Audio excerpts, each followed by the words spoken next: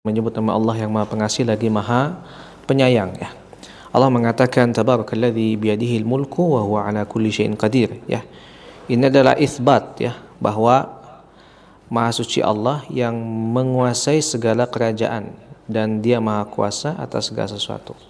Ini adalah bentuk pernyataan, ya, bahwa yang menguasai kerajaan baik di bumi maupun di langit hanya siapa? Hanya Allah tabaraka wa ta'ala, ya. Kemudian Allah mengatakan lagi alladzi khalaqal mauta wal hayata liyabluwakum ayyukum ahsanu amala wa huwal azizul ghafur, ya. Jadi yang menjadikan mati dan hidup, ya, supaya Dia menguji kamu. Dan maut di sini, ya, adalah makhluk. Teman-teman semua, jadi selain Allah adalah siapa? Makhluk. Ya, selain Allah makhluk. Allah itu Khalik. Selain Allah makhluk. Al-Quran bagian dari Allah, kalamullah, ya. Kemudian sifat-sifat Allah dan seterusnya. Adapun kita, ya, arsy-nya, kemudian pena yang mencatat segala takdir, al-qalam, ya. Kemudian kita manusia, ya. Kemudian bahkan kematian pun adalah makhluk, ya. Kematian pun adalah makhluk. Makanya Ibnu Katsir, ya, di sini menyebutkan bahwa ayat ini menunjukkan kalau maut itu adalah sesuatu yang ada dan ia adalah makhluk. Dan itu adalah makhluk. Kalau makhluk punya kekurangan tidak? Nah, makhluk itu tidak sempurna, punya kekurangan. Beda dengan Khalik. Ya, Khalik maha sempurna. Sedangkan makhluk pasti banyak kekurangan, ya. Dan maut adalah makhluk, kata beliau, ya, karena maut itu diciptakan. Taib. Nah, kemudian di dalam Fathul Qadir, ya, Asy-Syaukani, ya, di dalam kitab tafsir di sini disebutkan, ya, bahwa maut itu diciptakan dalam bentuk domba, katanya, ya.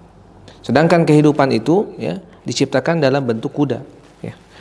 Jika ia melewati sesuatu domba ini, ya, ke maut ini pasti akan mati, ya. Sedangkan hayat, ya, Pak hayat di sini, ya, artinya kehidupan hayat itu, ya, diciptakan dalam bentuk kuda. Jika ia melewati sesuatu pasti akan hidup, ya. Ini menurut pendapat Maqatir dan Al-Kalbi, ya, beliau para mufassirin, ya. Jadi tugas kita hanyalah mengimani kematian dan kehidupan, dan buktinya kita pun bisa melihat, ya. Kadang ada sesuatu yang memang kita tidak bisa lihat, Pak, ya, tapi bisa dirasakan, seperti kita memiliki akal misalkan.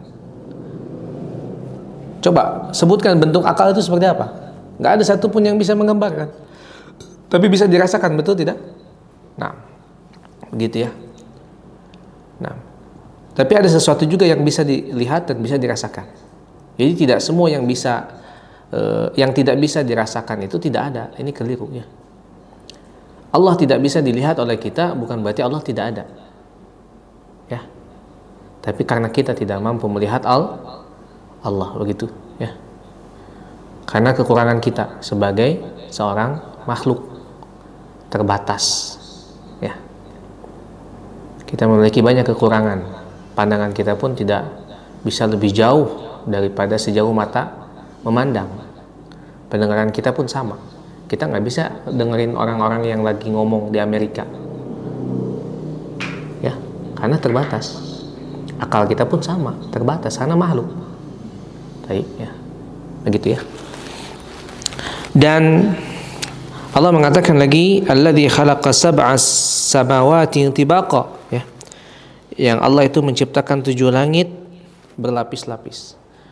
Salah satu dalilnya juga adalah ketika Rasulullah SAW Isra dari Mekah ke Masjidil Aqsa, dari Masjidil Aqsa ke Sidratul Muntaha, ke atas, ya. Di sana Rasulullah bertemu dengan para nabi, para nabi di Rafiqul A'la, ya. Di sana Rasulullah bertemu dengan Nabi Adam di langit pertama, ya. Kemudian bertemu dengan Nabi yang kedua kalau tidak salah Nabi Yusuf, ya. Dan seterusnya sampai langit 7. Nah itu disebutkan berarti memang langit ini berlapis-lapis. Ya. Kemudian lihat bagaimana Allah menciptakan semuanya ini secara seimbang. Ma tara fi khalqi rahmani min tafawut. Ya. Enggak ada tuh bercerai-berai, enggak ada apa namanya? Bahasanya di sini tidak seimbang. Ya, ada keseimbangan. Bayangkan, ya. Saya kasih contoh, Pak. Kalau hujan terus banjir mau? Banjir. Muntara hujan kemarau. Ya, panjang. Kita menderita. Loba teuing cai salah, teu loba teu boga cai salah. Nah, bagaimana? Lihat. Ya. Loba duit salah. Teu loba duit komo. Ya. Betul Pak ini ya. Jadi Allah menciptakan keseimbangan. Sesuatu yang seimbang itu ya balance ya. Balance itu ya yang diciptakan oleh Allah Taala. Ada kebaikan, ada keburukan. Allah menciptakan reward dan punishment. Ya. Allah nggak nyiptain neraka doang, tapi Allah nyiptain surga juga. Betul, ya. Begitu, ya. Ada bagaimana ada paluswi. Ya, reward, ya. Seimbang. Oh, paluswi lagi males. Tapi masuk beliau. Masuk ya. Jadi segala sesuatu ada ini ya, keseimbangan. Kita kalau mau mengambil ibrah dari apa yang Allah ciptakan. Ya, Allah menciptakan api, Allah menciptakan air, memadamkannya. Ya. Dan seterusnya, Pak. Bagaimana? Apakah ada sesuatu yang tidak seimbang di alam semesta ini? Tidak ada, ya. Gak ada yang cacat dunia ini. Ya. Hal tara min futur katanya. Apakah ada yang cacat kata Allah? Coba. Allah menantang nih. Ada nggak yang cacat katanya?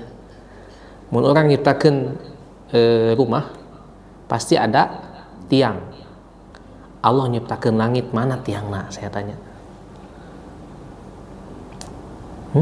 Ada yang bisa menandingi ciptaan Allah? Tidak ada. Ya. Manusia sekarang berbangga-bangga dengan menciptakan robot, menciptakan mesin tempur dan seterusnya. Ya. Coba robotnya bisa nyiptain lagi nggak? Allah menciptakan kita manusia, Pak. Manusia aja bisa nyiptain lagi. Ajib nggak? Ya. Kita nyiptain robot nggak bisa nyiptain lagi tuh. Ya. Baik. Kemudian Allah mengatakan lagi, ya, dan sungguh telah kami hiasi langit yang dekat dengan bintang-bintang, ya. Dan kami jadikan bintang-bintang itu sebagai alat pelempar syaitan, ya. Ya, Allah menjadikan bintang itu sebagai penghias langit. Indah gitu malam-malam tuh ya, kalau lihat bintang, ya. Meskipun kita nggak tahu jumlahnya ada berapa. Nah, itu keterbatasan kita tuh. Mata kita nggak bisa lihat tuh berapa banyak. Ya. Kenapa kita harus sombong di hadapan Allah Taala? Kita ini banyak kelemahan, banyak kekurangan, ya. Allah menciptakan langit-langit untuk melempar syaitan. Karena jin ini, ya, syaitan ini, ya, dia sering mencuri berita dari langit.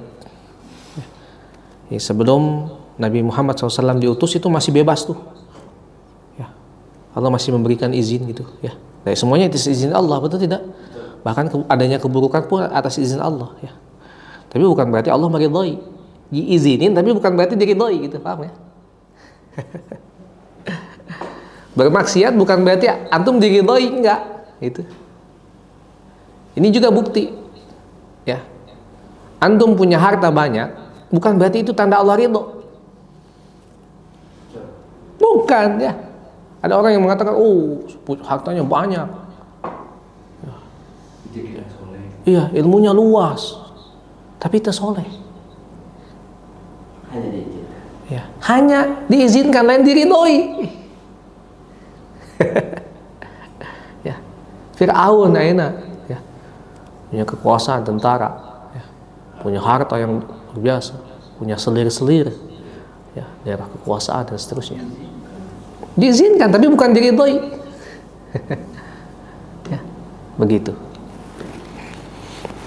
Dan apa ya kata Allah Tabaraka wa Ta'ala, ya, dan orang-orang yang ingkar kepada Tuhannya akan mendapat azab Jahannam sebagai bentuk balasan dari Allah Tabaraka wa Ta'ala.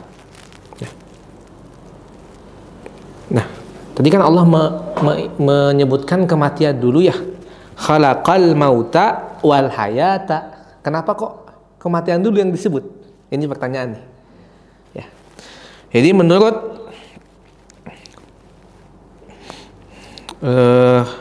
Al-Imam, ya, para mufassirin, ya, di dalam kitab Fathul Qadir, ya, kemudian Al-Baghawi dan seterusnya, ya, atau Bari juga ada, ya, di sana disebutkan. Alasan Allah menyebutkan kematian dulu karena, ya, kematian itu akan kita temui di dunia. Ya. Karena kematian itu akan kita temui di dunia. Sedangkan kehidupan yang hakiki adalah di akhirat nanti. Itu, ya, yang pertama alasannya. Kemudian alasan kedua, kenapa Allah menyebutkan khalaqal mauta, kemudian baru wal hayah. Kematian baru kehidupan. Alasan yang kedua adalah segala sesuatu diawali dengan tidak adanya. Ya, tidak ada. Kita kan dulunya tidak ada, Pak. Ibu, akang, teteh, dulunya itu nggak ada.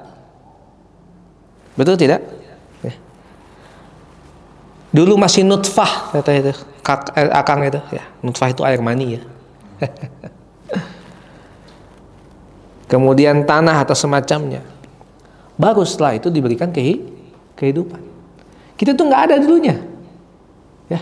Dari sesuatu yang tidak ada, Allah menciptakan dari sesuatu yang tidak ada, bayangkan, ya, gitu. Alasan yang ketiga, kenapa Allah menyebutkan kematian dulu baru kehidupan, ya. Karena penyebutan kematian lebih dulu supaya mendorong orang untuk segera beramal. Itu yang ketiga. Yang keempat, alasannya kematian itu masih berupa nutfah atau air mani, ya. Kemudian mudghah. Mudghah itu daging, ya, serat daging. Kita kan gitu, ya. Air mani dulu, kemudian serat daging, kemudian alaqah nanti segumpal darah. Baru setelah itu ada kehidupan, dikasih ruh. Usia berapa? 4 bulan, betul Pak Fiar, ya. 4 bulan dalam kandungan. Sebelumnya apakah ada kehidupan? Tidak ada, ya. 4 bulan ke bawah berarti nggak ada kan kehidupan, ya. Masih kematian. Nah, begitu. Itu kata para imam mufassirin. Iya, baru nyawa itu diberikan ketika usia 4 bulan. Ya. Baik. Kemudian Allah mengatakan lagi, ya, orang-orang yang tadi yang ingkar kepada azab Allah Tabaraka wa Ta'ala, kepada peringatan Allah, maka Allah akan memberikan apa? Azab Jahannam. Dan itulah seburuk-buruk tempat kembali. Ya. Jadi kita ini tempat kembalinya adalah kampung akhirat sebetulnya. Adam itu diciptakan, ya, untuk tinggal di surga. Dikeluarkan sebentar ke dunia. Umur Adam itu 1000 tahun. Dalam hadis At-Tirmidzi itu saya temukan.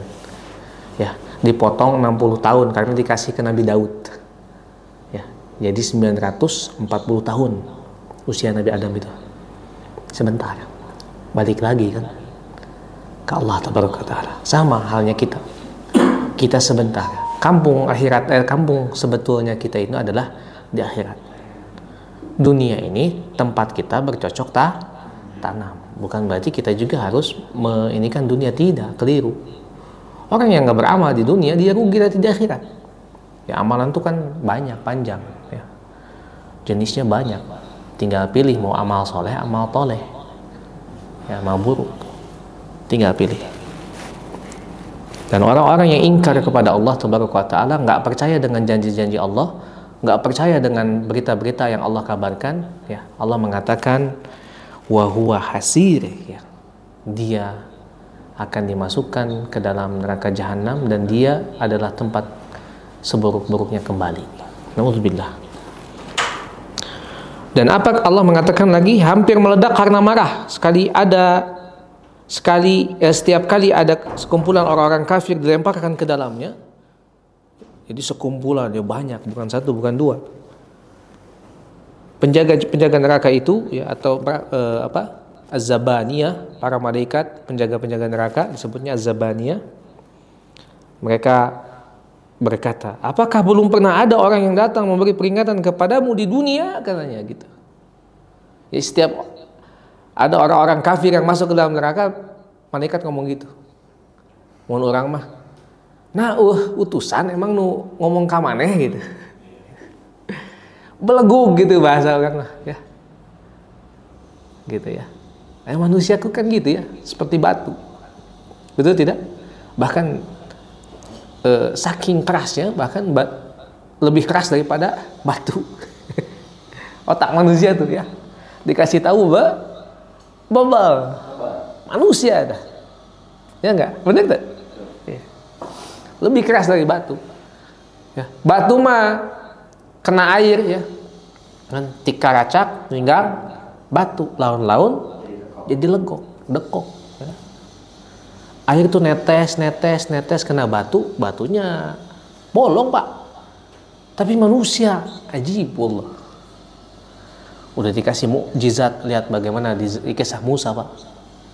Bani Israel itu berapa kali pak melihat mukjizatnya Nabi Musa.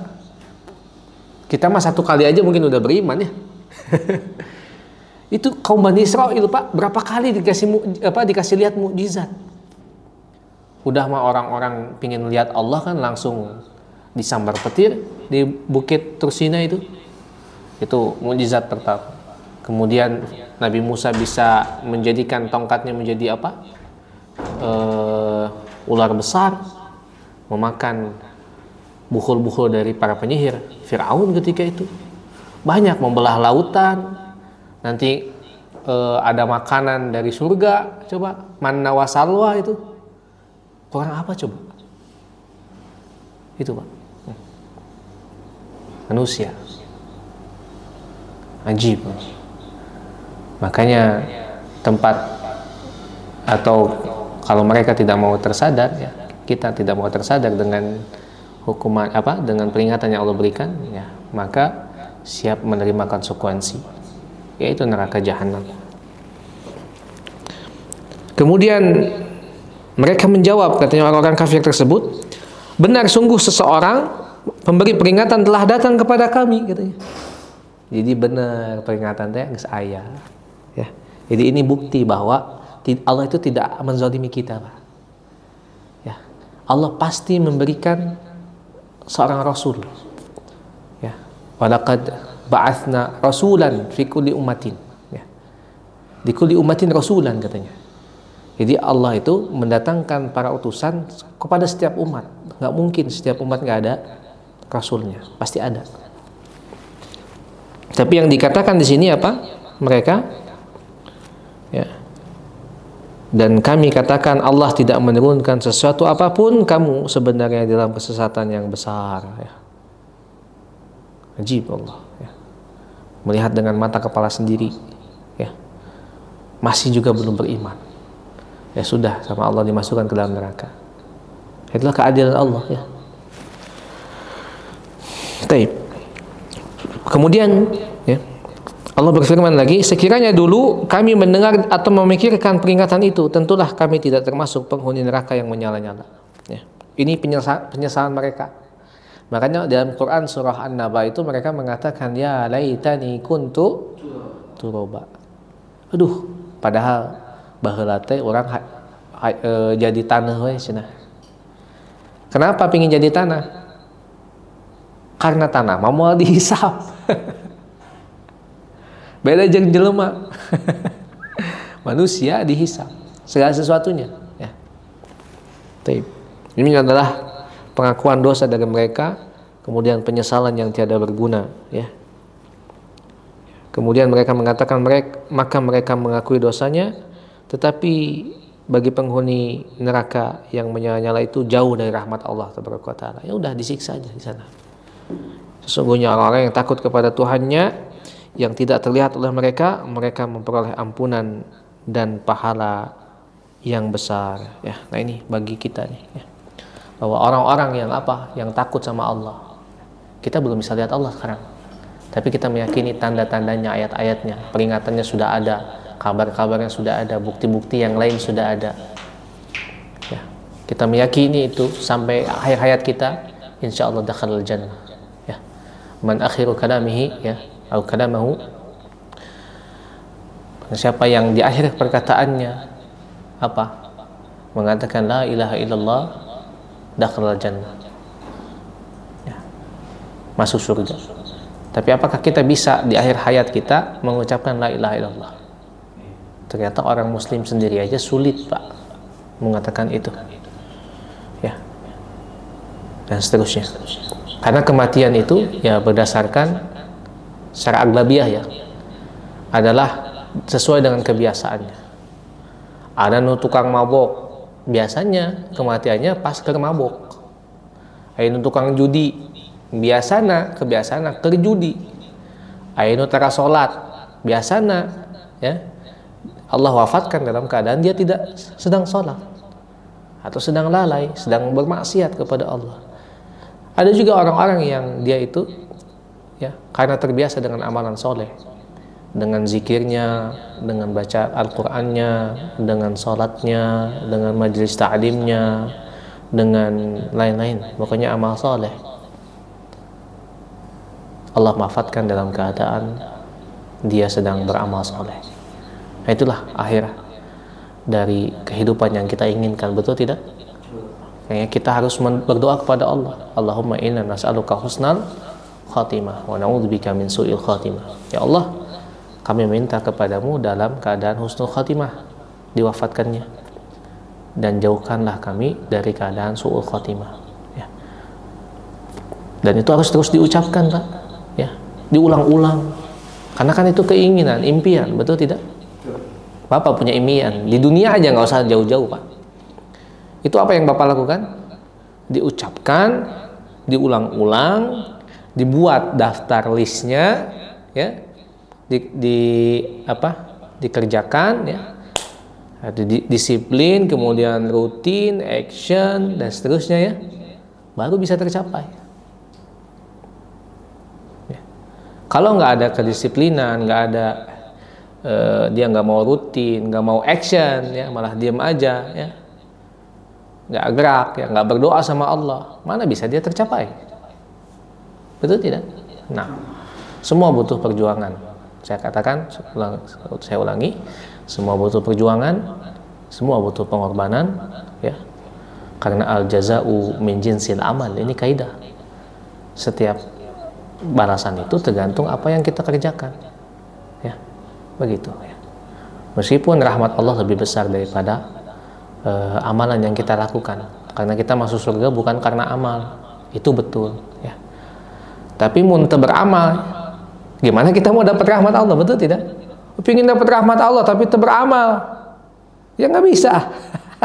Bohong ya. Sehingga orang ayeuna tidak mau bekerja keras, tidak mau bekerja, tidak mau berusaha, tidak mau bisnis misalkan, ya, pingin dapat duit, bohong gitu.